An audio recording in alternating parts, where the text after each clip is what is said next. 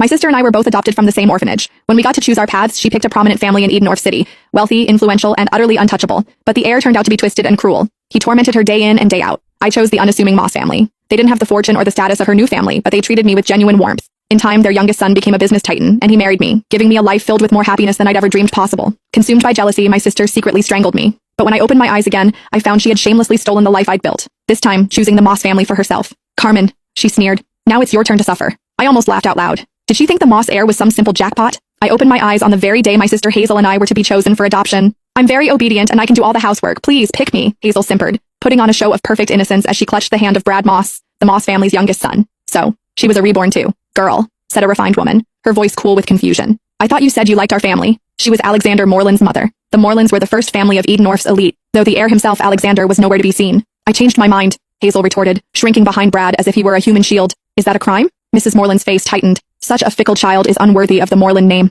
Then her gaze softened as she turned to me. You seem like a good girl. Come with me. We have a son at home you'll like. I simply nodded and took her outstretched hand. A triumphant gleam flashed in Hazel's eyes as if she just won a great victory, but she had no idea. While everyone feared Alexander's eccentricities, I was far more terrified of Brad, a guy as cold and venomous as a snake. In my last life, I had spent years desperately trying to escape his grasp. This time she had unknowingly done me the biggest favor imaginable. As Mrs. Moreland stepped outside to get the car, Hazel sidled up to me, her eyes full of contempt. Enjoy your new life, Carmen, she whispered. This time, you're the one who will suffer. I didn't even bother to reply. Her gloating was nothing more than a clown's performance. She thought she had secured a fresh start, but the joke was on her. She hadn't escaped a fire. She had just jumped headfirst into a hell far more brutal than she could ever imagine. After I arrived at the Moreland estate, Mrs. Moreland gave me a private suite and hired a small army of tutors for piano, dance, and etiquette. She was gentle but frank. Sweetheart, I'll be honest. I adopted a daughter to find a suitable match for my son. You must apply yourself. Alexander returns from abroad in a month. If he takes a liking to you, your future will be secure. Remember, the entire Moreland legacy will be his one day. I knew from my last life that Alexander had felt nothing but disdain for Hazel, and her time here had been miserable. I didn't dare hope the cold, aloof heir would favor me either.